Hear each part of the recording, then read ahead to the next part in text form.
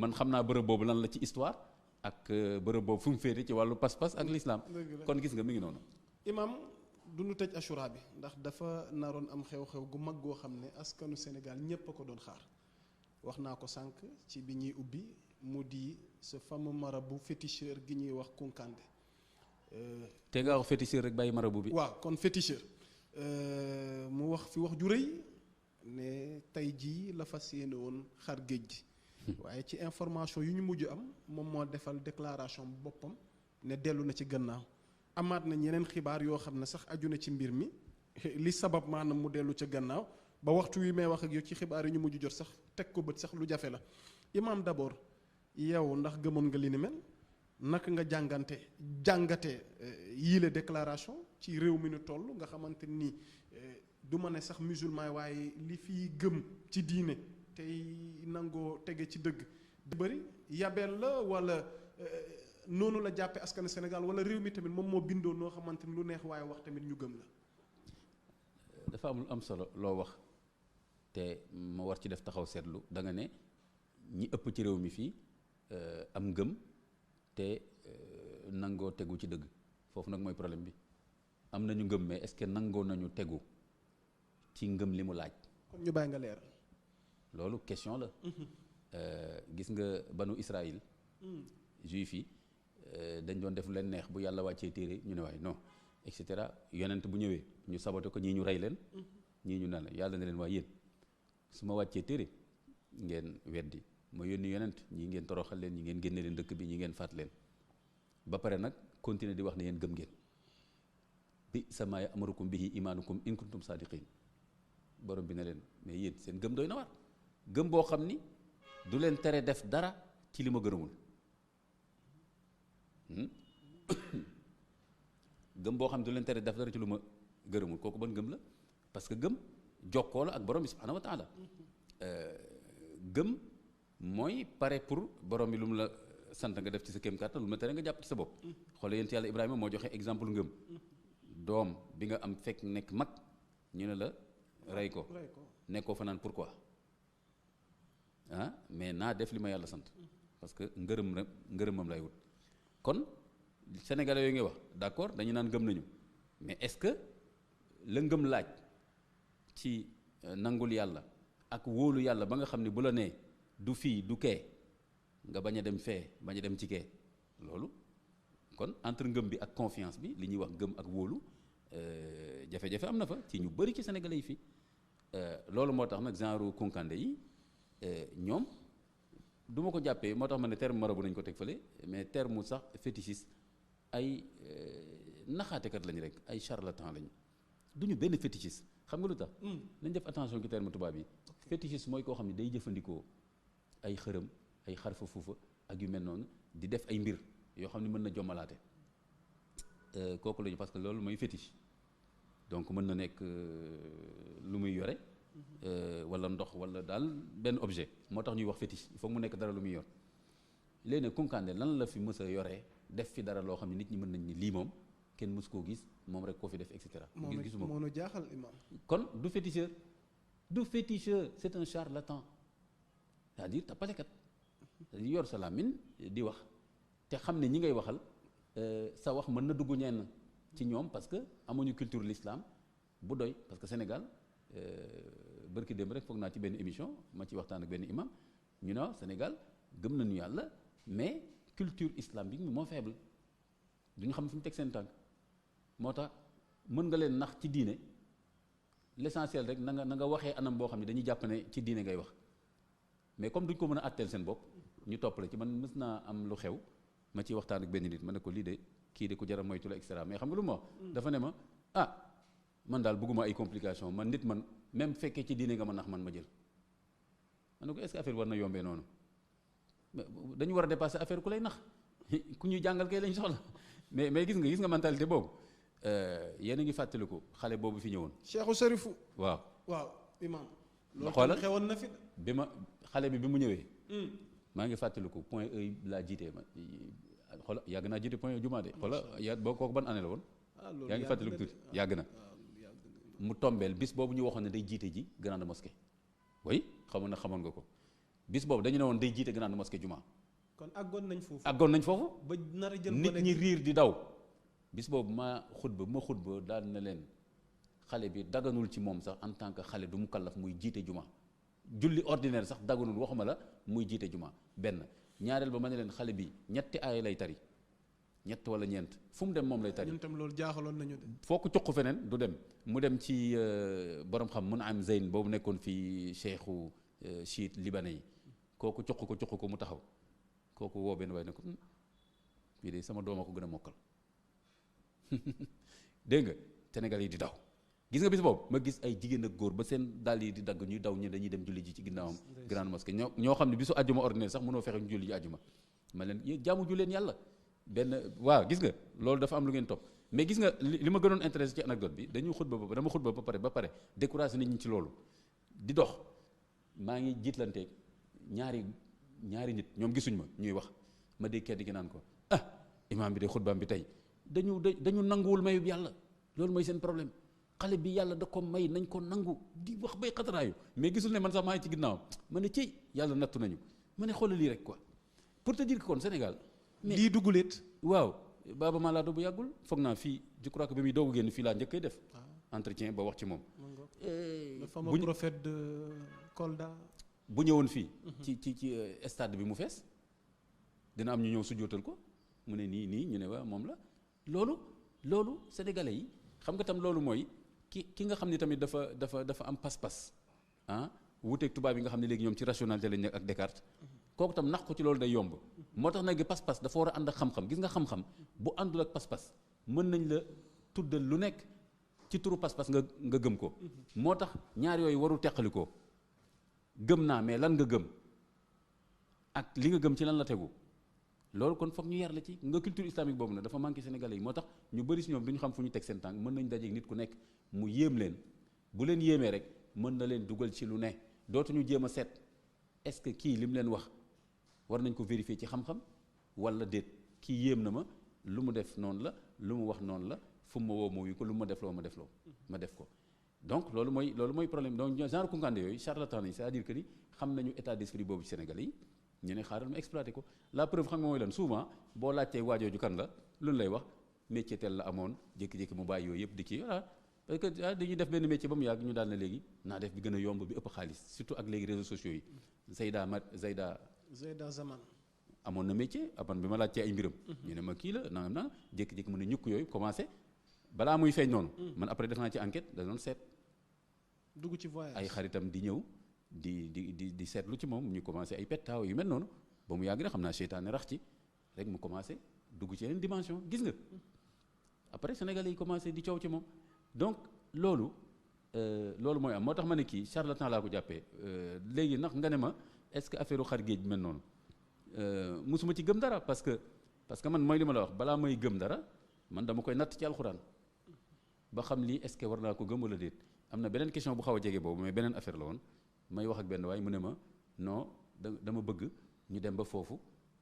ma dëj la ci kanamu diw ak diw ñu wax la après yóbbu la fële nga xoolal sa bopp et cetera weddi gis bokku ci xam nga lu ma ko tontu. dama ko ne dew ma fenn dew ma ci kenn dew ma ci bërëb boobu mu ne ma lu tax ma ne ko parce que xam naa ci alquran lu doy lu tax ma xam loolu nu ma koy attee ak lan la alquran nag daf ñu war a jëriñ dara.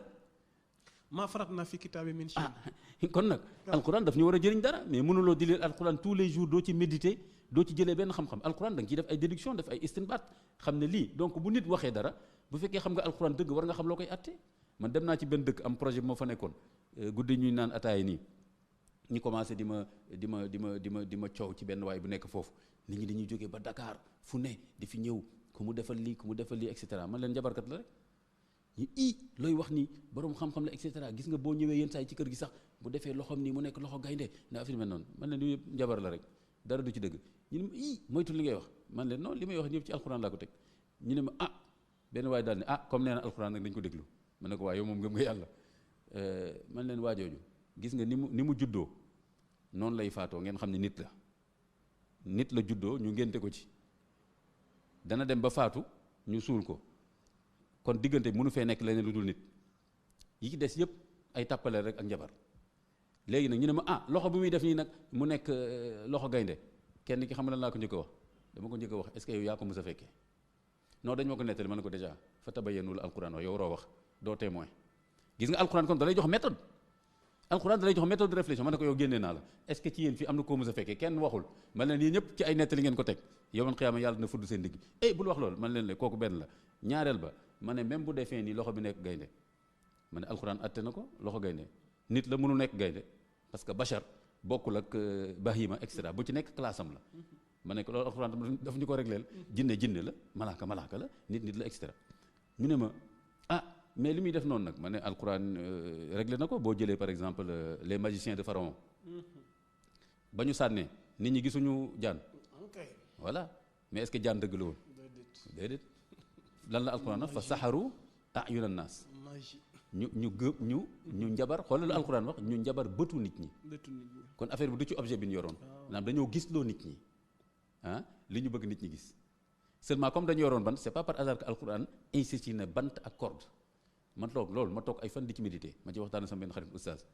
nu ma yow yaa ngi ci méditation yi rek ma ne ko lu tax alxuraan insisté mënoon na wax ne njabarkat yi dañoo sànni rek seen i bagages ni ko xale yi di waxee léegi rek mu nekk jaan lu tax alxuraan préciser ne bant lañ yore woon ak buum ne ma c'est vrai loolu de man bàyyi ma ci xel dama koy firi noonu rek di dem ma ne ko non pour man ma ne ko sama méditation li ma jox mooy que ni bant bi mooy support bi buum bi suñ ko ci lëmasee mooy maye mouvement bi xam nga buum mooy kii su ko defee nag bu ñu sànnee rek nit ñi bu ñu xoolee loolu mooy mel ne jaan ci ñoom loolu moo tax ñu soxla bant ak buum bu dee bant kese duñ ko mën a def bu dee buum kese duñ ko mën a def oustaz bi ci boppam daf ma ni ci xaaral ma dem na fa jiwaat sama alxuraan ma ne ko nañ seetaat affaire bu baax alxuraan méthode la boo xam ne day ubbi sa xel ma ne leen ñooñu bi ñu sànnee la konkaande mi ma ne konkaande mi mënul sax loolu gis nga ñële ñoom ay vrai magicien lañ mais kii du magicien du féticheur nee naa la kii charlatan la benn tappalekat la rek boo xam ni ba mu demee fële xale yi ne ko boo fi ñëwaatee di nga xam après mu ne nangam xaw ma lan la layee ba bañ a dem mais bu fekkoon mën na dara parce que ma dégg ñu naan préfet bi da ko wax bul dem da ko interdire ñi naan nangam naa bu fekkoon mën na dara ba am capacité mën a xar géej mais war na mën a tëj gémminu képp ku ko nar a tere loolu xale yooyu ko fekk ci plage ba keroog ba bëggoon ko duma ay xale yu ndaw mënu leen def nii rek nii ku mën a xar géej xaj nga ci xale bu ndaw comme ci def nii rek benn ngelaw war na la mën a yóbbu nga daanu ji fële parce que ku daan xaj géej xam nga géej bi fii lan li océan la de du ndox moo woyof de fii océan la en plus soo xajee géej gi fii soo ko xaree xam nga fan nga jëm États-Unis nga gën a jëm que France man dégg naa ko ma naan France ma ne kii dafay jaawale sax géej gi mooy fii océan la de ay kilomètres de profondeur la mu ne da koy du xar dara boppam lay xar xanaa li ma waaji waxoon mooy saay-saay boobu di téléphoné waatee yéen saay ci téléphone dama la seet ba gis la fexe ba am sa numéro par hasard woo la fekk may dem ci benn mission mu woo ma sëñ bi dama gis say mbir yónnee ma 50 000 ñu bëri dañ koy def fan yii rek am na ko ma déggal ma ne ko accent bi mu wax ma ne ko kooku la dama gis say mbir yónnee ma 50 000 lu gaaw fii ak timis ma defal la xaw ma leen bu dul lool rek mën nga fi accidenté wala nangam ma ne ko yow leen rek laa lay wax soo ma woowaatee du baax ci yow parce que dinaa jël sa numéro jox ko Sonatel foo mën a nekk Sénégal ñu fekk la fa jàpp la tëj la mu ne ma mu ne ma yow dinaa la yàq-yàqit ma ne tekk ma ne ko ma ne ko non mënoo ko mu ne ma lu tax ma ne ko parce que da ngaa yàqu ba pare yow parce que bu fekkoon gor nga am diine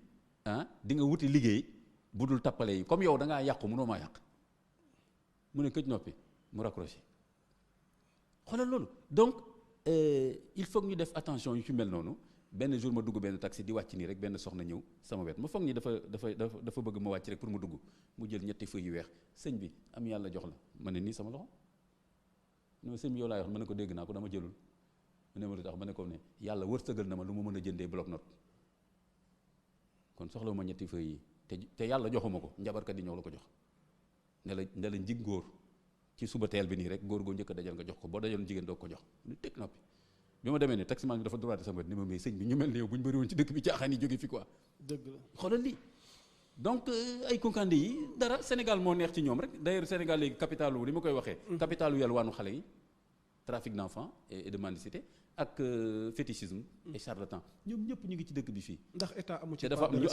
ñu am pouvoir politique. ndax ak pouvoir financier ñoo leen fi indi di leen liggéeyloo entre guillemets. di leen jox xaalis bëri. ndax état amu ci part de responsabilité. am na ci part de responsabilité parce que état bi moo war a protéger population yi te protéger population yi. parce que c'est trop facile nii nga xëy wax lu la neex après du mujj fenn ndax yaa ngi koy wax sànq rey nañ fii doomi jàmbur yàggul dara coowal loobe bi xoolal la ci ay lan mbiru fétichisme xool mbirum njabar mbirum tàppale xoolal ki mu jàppanteel est-ce que am na sax 30 est-ce que am na sax 30 ans ba pare nekkoon koo xam ne njabootam dana yaakaaroon ci moom ndax xoolal drame boobu drame social boobu ku doon dimbali di taxaw ndax frère am ngi nettali sax ne bés googu waroon na ma jox somme gu ma financé sama benn projet waaw xoolal lii léegi état ci lii yëpp imam nga bàyyi ay saay-saay état war a taxawee ci yi ni mel nga bàyyi ay saay-saay nii rek ñu nekk ci dëkk bi nii di fooyee nit ñi mais loolu la ndeysaan xam nga ni soxna Lobé boobu ndeysaan bu fekkoon ni waxtaan naag ndeysaan ñi mu war a waxtaanal ñu xam diine lu mu soxla rek danañ ko wax ci diine nu mu ko mën a lijjantee ndeysaan mais te xam nga léegi ku nekk ngay xaritool ndax réseaux sociaux yi réseau social pour man du réseau social de am na tur bu ma ko tuddee woon sax après ma fàtte ko ma ne woon naa ko bind sama page sax ne leen gars yi ñun ñëpp a ngi ci biir de mais lii du réseau social de réseau jaxasoo la rek waaw réseau social dafa xoolal day dajale nit ñi ci relation yu rafet ñuy jàppalante mais loo xam ni daanaka yu kenn xamul la. tey lan nga gisee ni yi situation yi ni mel tamit xëy na ci yéen ñi amee léegi ay xalaat yi am solo te askan wi di ci bàyyi xel naka lañ mën a saafara mbaa bu mu amul saafara tamit xëy na wut pexe ngir yii bu fi jógewul tam mu mën a wàññeeku nit ñi tam mën a yeewu am li ñuy tuddee discernement mën a ràññee xam li leen di jëriñ xam li leen di lor. solution yi ngay laaj foofu lay tàmbalee pour man fi may tàmbalee mooy d'abord individuellement am na loo xam ni boo ko bañalul sa bopp même bu ko état bi bañee boo dajee kooku rek nangul ko te amul benn état ci àdduna bi jëlal état yu ñu ëpp doole yëpp boo xam ni mën na contrôler citoyen bu nekk tous les jours à la minute à la seconde ba xam ne dañ koo nar a lor wala bu demee fee am fa problème et cetera amul rawatina ak les réseaux sociaux maintenant réseaux sociaux yi ngay gis nii gisagoo dara de ku yàlla may gudd fan ba Masiix Dajjal buy ñëw ci ngay xam dëgg-dëgg lan mooy réseaux sociaux kooku loolu lay jëfandikoo lii rek misaal la ci foofu ci Jérusalem dana taxaw ñëpp di ko gis ci àdduna bi dana def loo nit ñi lu ne waaw def ay image am def kii donc lii misaal la ci gis nga nag kon amul benn état kon li lay njëkk a protéger mooy sa bopp sa diine kon Sénégal ñu ngi bëgg a ñàkk chance parce que yi nga am sa l'islam mu war la protéger ubbi sa bopp nga gëm yàlla wéetal ko am sa tawxiid dégg nga lépp loo xam ni sa digganteeg yàlla loo soxla nga war a xam noo koy wutee ci moom boo ko xamul tam xam ñoo ko war a laaj ndax ñoo xam ne wóolu nga seen diine ak seen jaamu yàlla nga ne fi ñu ko yooyu yëpp topp ay nit yoo xam ne bu ñu la waxoon kii ban façon nit la ak fan la jóge xamoo sax dafa rey ay nit daw ñëw fii toog nga dem toog xoolal balaa ngay kontaan nag mooy ki gën a ñàng rek ki nga xam ne da nga koy fekk mu sol lu tilim butéel yu bëri muy wax loo xam ne mënoo comprendre lan la mu nekk ci néeg bu lëndëm kooku daal ngay gën a wóolu mbiram am na benn soxna boo xam ne dafa dem seeti kenn ku mel noonu ba kooku bëgg ko siif après mu ñëw ci masque bi di wax ak man bay jooy ma ne ko waaw da ngaa mujjee fi nga waroon njëkkee parce que yéen wóolu leen imaam yi ñooñu ngeen gën a wóolu parce que boo ñëwoon la la fa tax a dem lii man mun naa la tontu ci charia noo ko war a lijjantee mais loolu doyu la ñee ngeen gëm ne ñoo gën a gaaw ay mbir ak tam ñoo xam kumpa ñooñu ngeen wóolu. léegi jooni quoi voilà moo tax bi nga sonnee nag dañ bëgg jooni waaw jooni nag boo koy wut foofu rek di nga lonku parce que am na yoo xam ne yàlla defu ci jooni mayu ko kenn am loo xam ne dafa am fooy jaar en tout cas bu fekkee da ngaa bëgg a mucc boo jaaree feneen nag waa jooni seytaan moom la alquran tudde subul wala tattabi'u subul bu leen topp ñoll yi nga xam ne ñàll yi nga xam ni seytaane moo ko tracé kon moo tax ma ne la première protection mooy lan mooy d'abord nit ki te su ma nee nit ki mooy éducation te su ma nee éducation déjà mooy éducation religieuse nit ñi gën a xam seen diine kooku benn la deuxième solution tam xam nga mooy lan mooy au niveau de la famille nañu gën a waxtaanee loolu éducation de base bi gën ci yar xale yi aussi bien ci kër ga que fi xale bi di dem moo xam ci daara ji moo xam beneen école nañ leen di gën a yee ci yu mel noonu loolu c'est important beneen bi mooy entourage xoolal fréquentation yaa Moussa c'est très important dis-moi qui tu fréquentes je te dirai qui tu es bu fekkee dafa am yoo xam ne bëggoo cee dugg doo xaritoo di ànd ak ñoo xam ne ci yooyu lañ nekk di ko gëm di ko dundee li nga gëmul bul ànd ak ñi ko gëm waaw loolu c'est important beneen bi tamit mooy que bien sûr que prédicateurs yi prêcheurs yi ñun war nañ di gën di waxtaan ci suñuy conférence suñuy xutba ci masala yooyu parce que li muy yàq ci dëkk bi kenn xamul lu mu toll ci lu feeñ ak lu nëbbu beneen bi aussi état bi ak tous les responsables ma jox la benn exemple tey jii par exemple suñu quartier yi nii est-ce que jaadu na xam nga temps yi ñu ngi doon wax affaire terrorisme nañ xool ci quartier yi bu ñu fi gisee koo xam ni xamuñ kan la ak nii mën na am terroriste nangam mais en même temps tam fétichistes yi mais quartier bu ñu dem kan moo leen fay installé est-ce que tey jii maires yi les élus locaux ak chefs de quartier yi nga xam ni ñooy joxe certificat de résidence et tout est-ce que waruñu gën a regardant ci yenn façon nit yoo xam ne jëkkee ne cëpp ci quartier bi nit ñi di leen rang ay guddeeg ay bëccëg te duñu xam seen identité est-ce que loolu jaadu na te ñooñu na nga seetlu dara yaa Moussa dañuy jékki-jékki rek daw dem na nga ko seetlu. rek laajte rek ñu ne la ah kii di démb la man de démb sax laa ñëw fekk dem na dañuy daw dem parce que seen gàllaaj day toj laa yuflihu saaxiru xaysu ataana alquran mu ne njabarkat mbiram du mës a sotti du mës a sotti. kon nag mais balaa ñuy dem fekk yàq nañ lu bëri. kon nag léegi loolu benn responsabilité kon les responsables ak état bi au niveau des médias ak état bi au niveau de xam ni bépp nit depuis les frontières dañ koy mais tey jii Europe doo dugg mënoo dugg nu mu la neexee dinañ la laaj lan mooy sa métier xool sa carte et cetera donc filtré donc aussi ñu filtré déjà ci aéroport yi xam identité ñuy dugg xoolal kuy dugg tamit ñu xam ci benn fichier que sa bopp nga fi ñëwal wala dafa am ci kër yooyu dal et cetera bu ko defee bu problème amee ñu teel la mën a identifier donc voilà. am na solo imam mbokk internet yi di leen fàttali jotaay waxtaan wi imam Kanté